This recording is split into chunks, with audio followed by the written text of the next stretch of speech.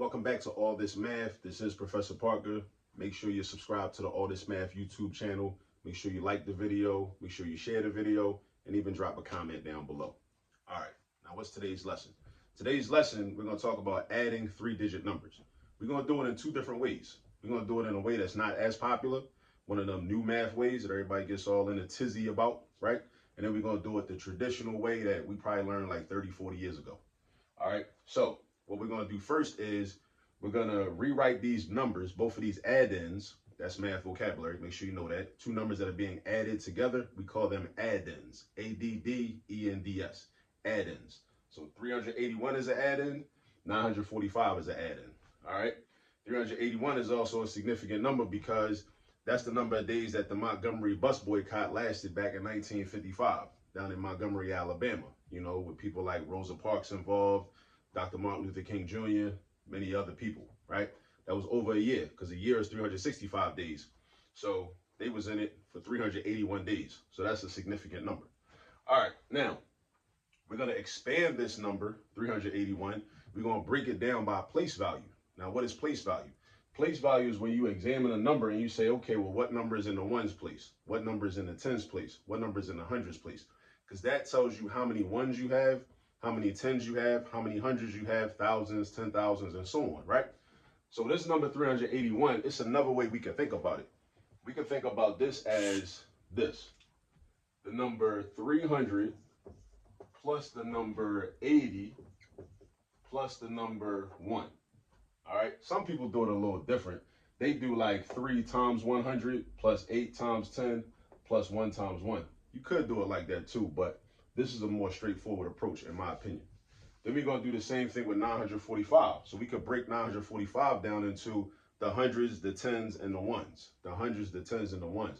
And actually, this might be easier when you want to do mental math. Now, I know if you're writing the problem down, the more traditional standard algorithm might make more sense.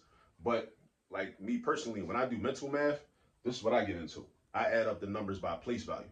I add up all the hundreds, then I add up all the tens, and I add up all the ones.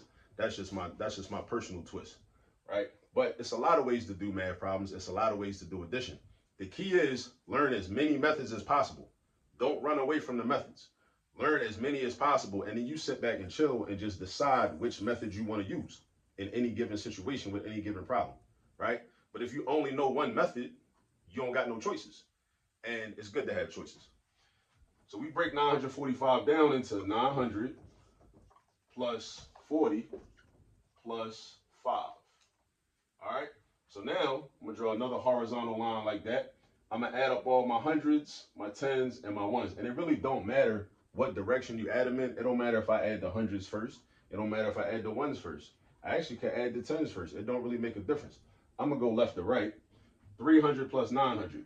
So those are large numbers. But what if those zeros weren't there? If the zeros weren't there, I would just be adding 3 plus 9. Because really I got 3 hundreds plus 9 hundreds. So altogether, I have 12 hundreds. 12 hundreds is the same thing as saying 1200 or 1,200. So I could just say 1,200. Now bring the plus sign down. And then I got 80 plus 40. So 80 is 8 tens. 40 is 4 tens. Think about money. 8 $10 bills is $80. 4 $10 bills is $40. So 8 plus 4 is 12. So that means you got 12 $10 bills altogether. 12 $10 bills is the same thing as 120. So I got 120. And then I got 1 plus 5, right? 1 plus 5, that's straightforward. Hopefully anybody watching this video, we have our addition facts memorized. So we don't got to think too hard about what 1 plus 5 is. Also keep in mind using a commutative property where you switch the order of the numbers around and you get the same result for the same sum. 1 plus 5 is the same thing as 5 plus 1. So that's going to be 6. So now these are three add-ins that we came up with when we combine these two numbers. So now I got 1200 plus 120 plus 6. Now, one way we could do this is we could break this down into thousands, hundreds, tens, and ones. Thousands, hundreds, tens, and ones. Unless you could look at this and just combine all the numbers, which some of us can. And if you can, that's fine. Go ahead and do that. But if you can't do it, just break it down. So I'm going to break the 1,000 down into 1,000 plus 200. And then I'm going to break the 120 down into 100 plus 20. And then the 6 is just a 6. Because again, we're breaking it down by place value.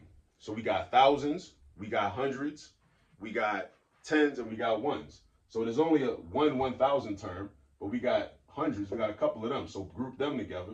We only got one group of tens, so that 20 is by itself. And we got one group of ones, that 6 is by itself. So this is going to be 1,000, that's going to be 300.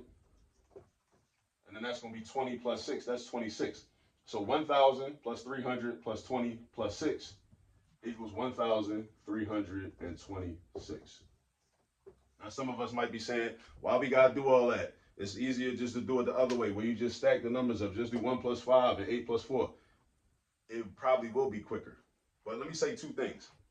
A lot of times when teachers try to teach new things and different topics, of course it's going to take longer than it would actually take for you to do the problem, because the teacher is going through it step by step.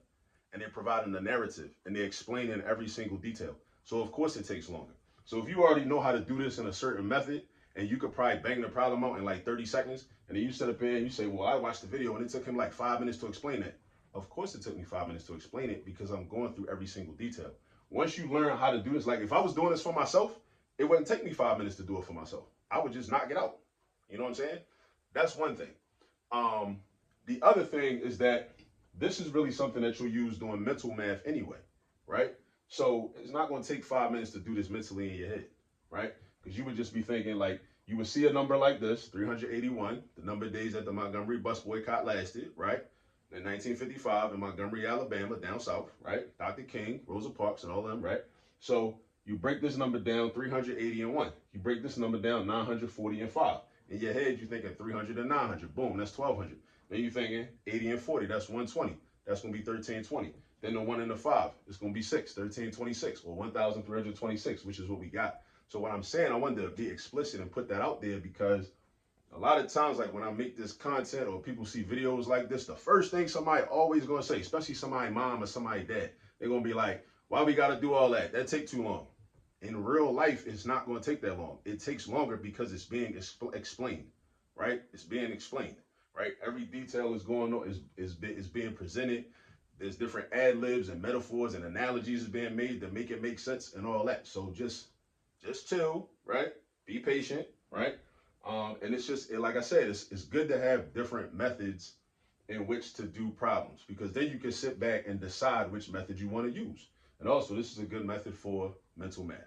All right, so this and what is this called? This is called adding 3-digit numbers. And you can do this with 4-digit numbers, 2-digit numbers, 5-digit, 6-digit, 7-digit, no matter how large the number is, how many places are in each number, right? But in the expanded form. So expanded form.